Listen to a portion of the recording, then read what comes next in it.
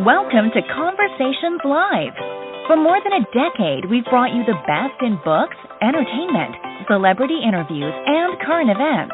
When the movers and shakers of the world have something to say to you, they say it to us first. Here's your host, Cyrus Webb. Welcome back, everyone, to Conversations Live. I'm your host, Cyrus Webb. Glad you all could join us once again. But for a radio audience tuning in at WYAD 94.1 FM and WYADonline.com, we're glad that you all could be with us. Also, tuning in to our friends at iHeartRadio and Amazon Music Podcast, we're glad you all could be with us as well. As we're kicking off a new year, I love to be able to share great new books with you guys, and I'm so excited to welcome for the first time this year our next guest. We have joining us Deborah Goodrich Royce. She's given us a great new book called REEF ROAD, and if you guys are readers who love to have places that are just as much characters as the people, I think you guys are going to really love this book. We're going to talk to Deborah not only about the writing of this book, but what also it was like for her to bring these characters to life, and what it's been like for her to hear the early response to the book as well. Deborah, thank you so much for the time. Really appreciate it. It is my pleasure, Cyrus. Thank you for having me here.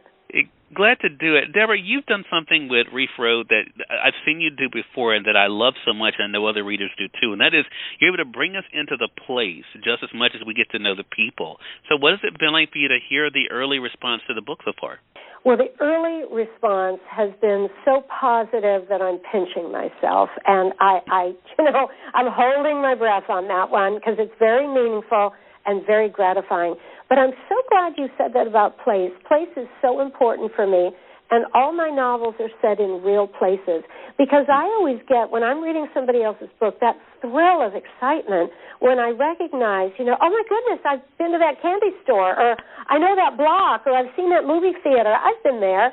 I just think it makes it like a movie for me. So I definitely, when I'm writing a book, if I'm not in that place, I go there, I walk it, I make sure it's all exactly as I'm saying it is.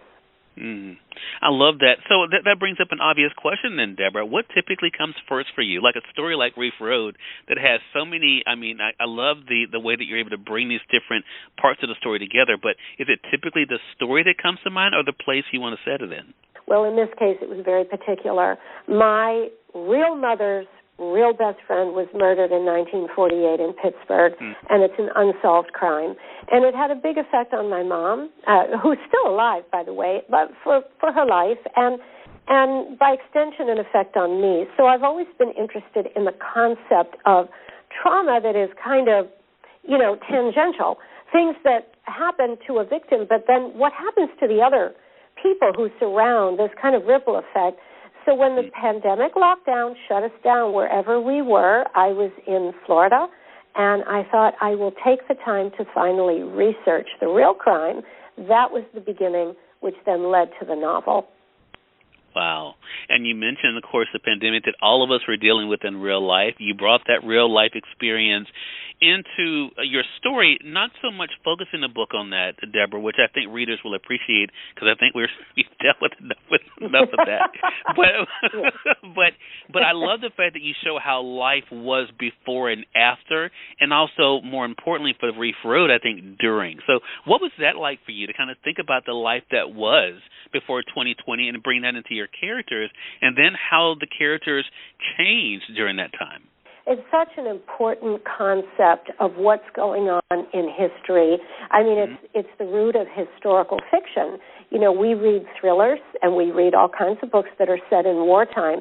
And for me, writing it in the midst of that lockdown, it felt like a wartime situation in that the pandemic and the lockdown, whatever you want to call it, the quarantine, it imposed restrictions on the characters. It kept them from certain movements, certain actions. It kept them from doing certain things. And that's a very convenient, if you will, device in a thriller because it's like a box you're putting your character in. And there's a moment where the younger woman, Linda Alonso, her very handsome husband, Miguel, who's originally from Argentina, he is last seen on security camera footage boarding a plane in Miami International Airport bound for Buenos Aires with their two little children in his face mask. So we can even talk about the face mask as a terrific device in a thriller. Whether or not you ever want to see another one again is a different issue. But that really happened, and we really lived through it, and it is part of history. And it was a great setting for this novel, I think. Yeah, it really was. So I have to talk to you about this, and we can talk around it, Deborah, because I think it's such a fascinating part of the book, and that is the writer in this. So this book kind of becomes meta in a lot of ways because you have a writer's thoughts as we're going throughout. How did that idea come about, that you want to be able to share that as the book was going along? Totally meta. I'm so glad you used that word. I'm thrilled you used that word. Yeah, so look, you sit in a room and you write things, and if you're lucky, you just decide to write what you want to write. And I remember writing this book, and the writer's sections are very meta. You are in her head. It's her thought process. She's sometimes talking to the reader, and then you alternate with the wife's sections, the younger woman whose husband disappears, and that's much more like a traditional thriller, much more plot-driven. And as I was going along writing, I kept thinking, does this work? Is anybody going to get it? But if you just kind of stick to what you're doing and do it full out, I think often you will find that enough people get it, or like-minded people get it. Right. I agree with that, Deborah. And, Deborah, we should say, I think one reason why the word meta came to mind is because as you use movie references in the book, I mean, you, of course, know some things about movies and television, so you know that world. And I think it's kind of like when the viewer knows something that the characters are still trying to figure out. It's kind of interesting to kind of see how that all comes together. And I love that when it comes to Reef Road as well. So you mentioned, of course, kind of the genesis of the story. I have to ask you, before we let you go here, did you know initially how it was going to end? I did not know how it was going to end. I truly began with research. I have reams of research about the real crime, and which I opted not to write as nonfiction. As it is unsolved, I do not really want to enter into that frame. But it's a real murder that happened. I mean, it's knowable if anybody wants to Google it.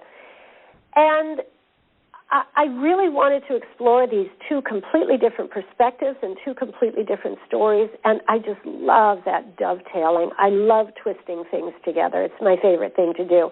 But I did not know how it was going to end.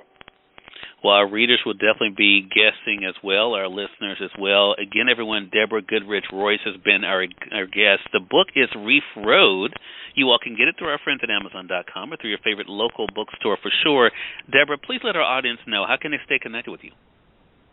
Oh, well, I'm very active on Instagram. I particularly love doing a Friday Reads. I do a little video talking about books I love. And I have a website, DeborahGoodrichRoyce.com, and my Instagram is Deborah Goodrich Royce Official.